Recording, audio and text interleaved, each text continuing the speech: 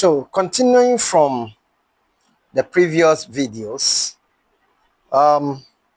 concerning the account of the resurrection, we have dealt with the women who went to the tomb. We have dealt with the stone was rolled, and um, we've dealt with the tomb is empty. So the women went to the tomb, and then the stone was rolled. The tomb is empty. Now let us look at angels who appear and how the reporters reported it. The four gospels reported it. That is why I keep telling you some of our brothers have a problem with it, and they are struggling to understand it. Now, how did the angels appear and how did they report it? What did Matthew say? Matthew says that the angel said to the women, the angel said to the women. So in Matthew, angel is mentioned. Mark 16:5, as Matthew 28:5 says, the angel said to the woman. Mark 16:5, according to the report of Mark, this is what he wrote. They saw a young man dressed in white robe. They saw a young man dressed in white robe. So according to the critics, here they didn't say angel, but they said a young man dressed in white robe. Luke 24, the verse 4 says, two men in clothes that gleamed like lightning. So Luke says that two men. John 20:12 says that. That's Luke 24:4. John 20:12 says, she saw two angels in white. Now, this is the alleged contradiction. The alleged one. They say one angel. This one said one angel, and the other said two angels. So what are they saying? Why should they say one? One should say one and one should say two. They are contradicting. They invented the story. That is what they have been saying. Now, let's resolve it. You see, when two are present, one often speaks. And so the writer or the author could just speak on the one who is talking, not the two of them. And the fact that he picked on one doesn't mean the other one doesn't exist. You know, saying one angel spoke does not deny the presence of another. So one author focused on the angel that spoke. The other focused on all the angels. Just like the women who went to the tomb, and the Bible records, the four gospels mention some names, and some of the books didn't mention the names. What Matthew mentioned, Luke didn't mention. You see it? So all these things are not pointing to contradiction or an invent story. No, it's not an invented story. It is the precision of presentation. Now, that even proves the authenticity of the Bible. See, if you're a teacher and you set questions and your children in the class brought you same answers, no, definitely the answer has to be one. But they brought you same accurate answers, following the same, presenting the same steps, everything you see their work, everything the same. It means there's something fishy somewhere. It's either they copied each other or they had questions, whatever. They had the answers already.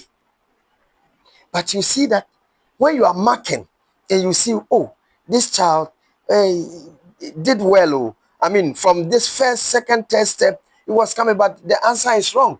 So that's why we don't just mark answers. We take our time and mark steps. And wow, so they did well, they did well. Maybe the answer could be maybe some 2 + 3 that is supposed to be 5 and omitted to write 5, or forgot to say 5 and the hand ran ahead of the mind and wrote 4. Another wrote 5. So you see, when you look at things in this manner, you realize that these are accounts, report accounts, and each author has the right to choose what the structure of their presentation. But then they were all looking at the resurrection, and in this wise, all of them are talking of angel. So what matters here? What matters is that at the resurrection, there were angels. An angel appear. Two angels, one angel appear. It doesn't make the Bible an invented book, or it doesn't make the account of the resurrection an invented story. No, if you think that way, you are being childish. Because you, astute learners and scholars have come to understand this. If you're an author of a book, or if you're an author and you've written books, I have written books. I'm the author of Prosperity by Inheritance, Sons of God, The Wise Heir. By the grace of God, I penned all those books some years back. And some of them are even in Apple Store and other things that you can get some to read. I get what I'm saying. So you see, you have to come to that understanding. And when you are writing, you will know that I pick this. I want to write on this. And this is my focus. If another pick the same subject matter and writes and take it through a different approach, it doesn't bring contradiction. What is contradiction? Contradiction says A says X and B says it is not X. That's contradiction. But if A says X and B comes to say XY, it is not a contradiction. It is a complementary. And authors understand this. Authors understand this. So when you are interpreting ancient texts, you need to apply all these principles to come to the understanding on what people have written. Unless you tell me I'm doing what I'm doing just to maybe get social media following and then try to dissuade and get some people whose mind is very, very, very, very shallow to follow me. Aside that, I don't think this should be difficult for anybody to understand. What message did the angels give? Now, all accounts agree on the message. All the four gospels agree on the message. What did the angels say? One, Matthew 28:6 says that he is not here, he is risen. Mark 16:6 says that he has risen, he is not here. Luke 24:6 says that he is not here, he has risen. So you see, all of them agreeing on the fact that he is risen. What matters is he is risen. An angel telling them he is risen. There could be two angels, but only one will talk. And the author, as an author, I can pick on the only one who spoke. The fact that I said that a policeman spoke to me doesn't mean that other police never existed.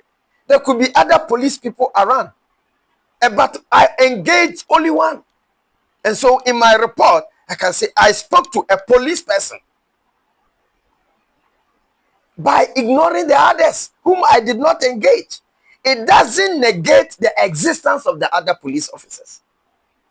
So please, let us not look at some things and just trying to rubbish it and trying to make nonsense of it as if we are the one who wrote it, as if we were there when they wrote it, and as if we understand the subject matter to totality.